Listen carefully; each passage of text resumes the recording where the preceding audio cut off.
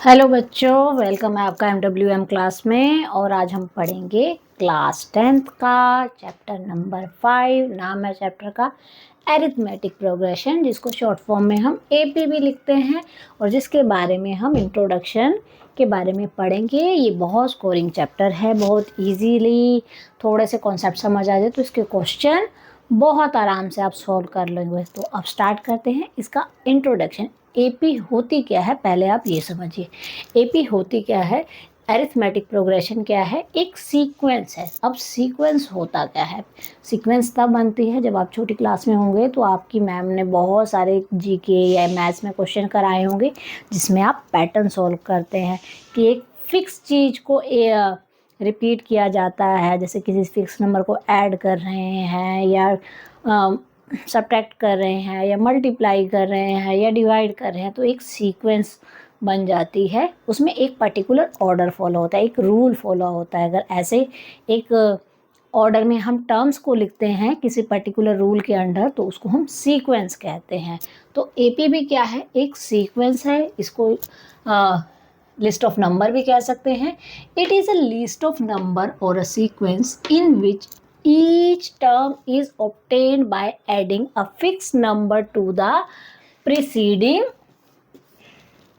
term except the first term। First term को A से denote करते हैं। ये फिक्स टर्म आप ऐड भी कर सकते हैं या सब्ट्रैक्ट करते हैं। तो ये इसका कहने का मतलब क्या है कि AP एक ऐसी सीक्वेंस है जो कि ऐड करके मिलती है। किसको?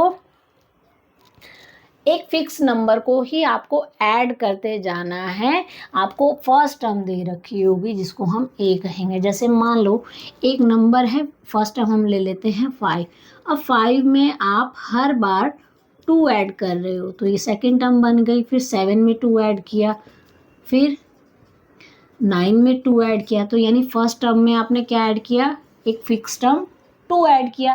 फिर जो आंसर आया उसमें फिर से 2 ऐड कर दिए, फिर जो आंसर आया उसमें फिर से 2 ऐड कर दिए। तो ये जो हमारी फर्स्ट टर्म होती है, इसको तो हम बोलते हैं A। और जो हम फिक्स टर्म जो बार बार हम ऐड कर रहे हैं, उसको बोलते हैं कॉमन डिफरेंस। तो एक सीक्वेंस हो जाएगी कैसे, 5, 7, 9, 11, 13, 15 एंड सो ऑन।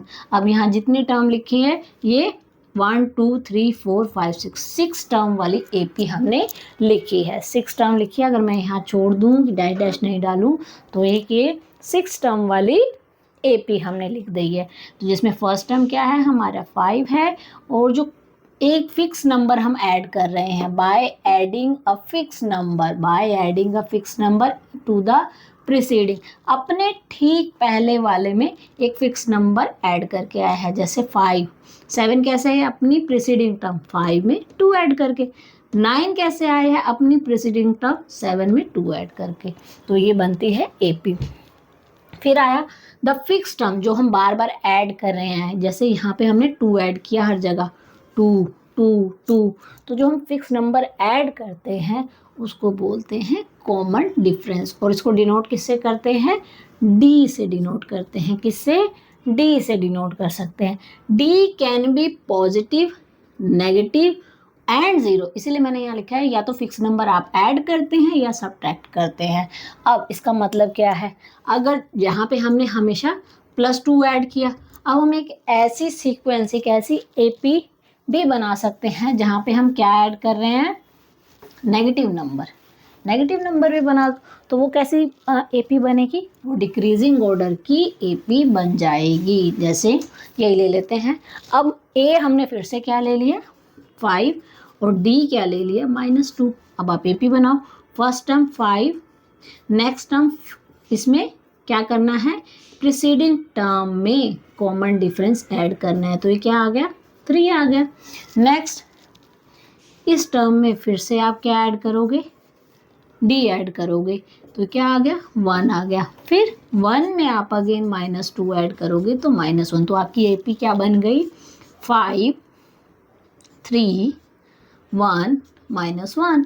तो यहाँ पे क्या हो गया हमारा D, इस केस में हमने नेगेटिव ले लिया, -2 ले लिया। ठीक है। और 0 भी हो सकता है कि अगर यही मैं लिख दूँ, 0 ऐड करती जाऊँ, तो क्या वो भी एपी होगी? यस, वो भी एपी होगी। कैसे एपी होगी? क्योंकि अगर डी सेम आ रहा है, डी यानी 2 कंसेक्यूटिव टर्म का डी सेम आता है तो वो एपी होगी। कैसे? अब जब हम फिर से ए मैंने ले लिया 5 एंड डी ले लिया 0, तो हमारी एपी क्या बन गई? फर्स्ट टर्म 5, नेक्स्ट में क्या जोड़ा? 5 प्लस, तो सॉरी 5 बना ना, 5 प्लस 0। अब अगेन इसमें मैं क्या ऐड कर रही हूँ? डी, तो ये क्या बना? अगेन 5 बन गया।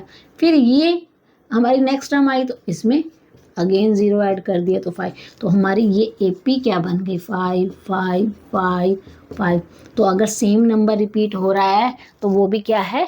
एक एपी ही है, लेकिन उसका जो डी है वो 0 है।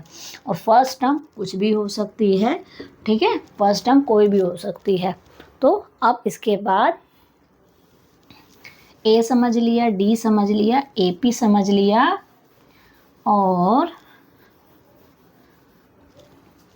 Next general form of AP, कि जनरल फॉर्म हम एपी कैसे लिखते हैं अगर उसकी फर्स्ट टर्म ए हो एंड कॉमन डिफरेंस डी हो। अगर सॉरी लिखा है यहाँ, हाँ, general form of AP if A is the first term and D is the common difference D हो, तो एपी कैसे बनेगी? A plus D, A plus 2d, next term क्या बन जाएगी?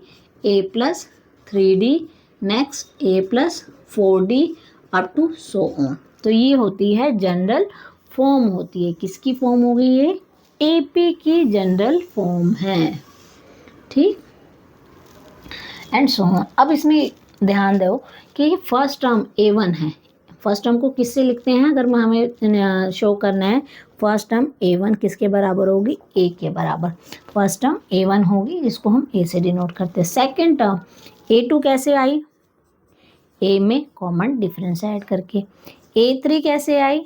ए में कॉमन डिफरेंस 2 टाइम ऐड करके। अब यहाँ देखने वाली बात है, जब मैंने यहाँ 2 लिखा तो यहाँ पे कोफिशिएंट 1 है, जब यहाँ थर्ड टर्म लिख रही हूँ तो कोफिशिएंट डी के साथ 2 है, यानी यहाँ जो कोफिशिएंट है इस टर्म नंबर से एक लेस है। टर्म नंबर से क्या है? लेस। यहाँ 3 है तो 2, यहाँ 2 है तो 1 है। तो अगर nth टर्म लिखनी हो कि भैया ए एन क्या होगा, तो प ए ही रहेगा। यहाँ पे क्या आएगा? जो डी के साथ मल्टीप्लाई हो रहा है एन से ए कम और इनटू डी।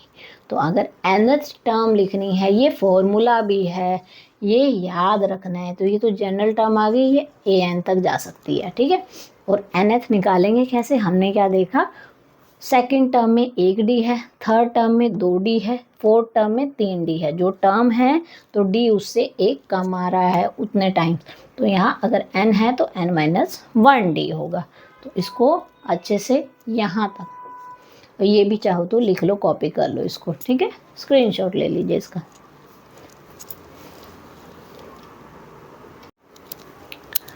अच्छा, अब इसमें एक्सरसाइज में क्वेश्चन कैसे आएंगे कि कोई आपको सीरीज दे रखी हो कि आपको बताना है कि वो एपी है कि नहीं है।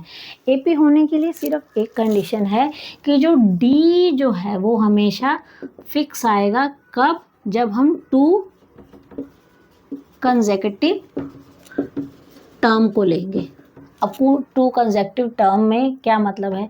यानी जब भी मैं A2 में से A1 माइनस करूँगी तो हमेशा D मिलेगा, A3 में से A2 माइनस करूँ तो D मिले, A4 में से A3 माइनस करूँ तो D मिले, A1 तो है नहीं, मतलब फर्स्ट टर्म हो गई A1, A2, A3, A4 and so on.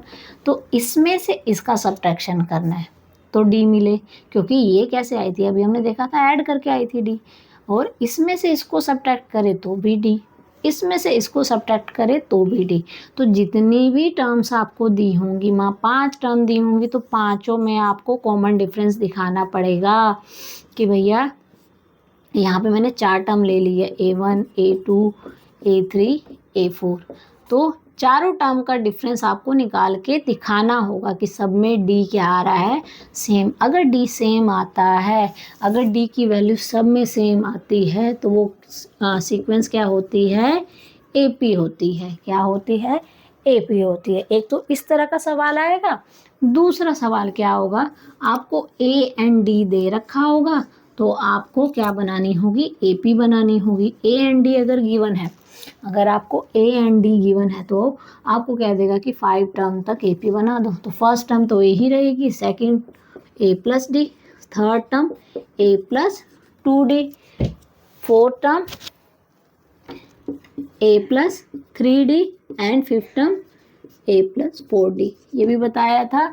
जितना n है, n यहाँ क्या हो गया, यहाँ 5 हो गया, नंबर ऑफ टर्म्स को शो करता है। n क्या दिखाता है an में, ये दिखाता है नंबर ऑफ टर्म्स कि गिवन AP में कितनी नंबर ऑफ टर्म्स है। जैसे 5 है तो यहाँ D के साथ क्या आएगा, 4, इससे एक कम आता है। और दूसरा इसका फॉर्मूला भी बताया था, nth टर्म क्या होती है, nth 6 भी हो सकती है, अगर 6 टर्म पूछे, 4 भी हो सकती है, 5 भी हो सकती है। तो an का फॉर्मूला क्या होता है, a plus n minus 1 into D. तो जैसे ही ये इस टर्म की वैल्यू बताएगा, इस टर्म की, कि भैया ये टर्म को A5 कितनी होगी, अगर आपको A दे रखा होगा और D दे रखा होगा तो वैल्यू पुट करके आप AN निकाल सकते हैं। और उसी तरह ये बताया कि अगर चेक करना है, how to check given series is AP और नॉट, कि गिवन सीरीज जो है वो AP है कि नहीं, तो उसको लिए क्या करना पड़ेगा, फाइंड D। आपको D निकालना होगा कंसेक्टिव टर्म्स के बीच में, मतलब प्रीसीडिंग टर्म को माइनस करते जाओ सक्सेसिव टर्म से। ये प्रीसीडिंग सक्सेसिव, इसमें से सब्ट्रैक्ट करो और D चेक करो। ठीक है, इस तरह के क्वेश्चन इसमें आएंगे।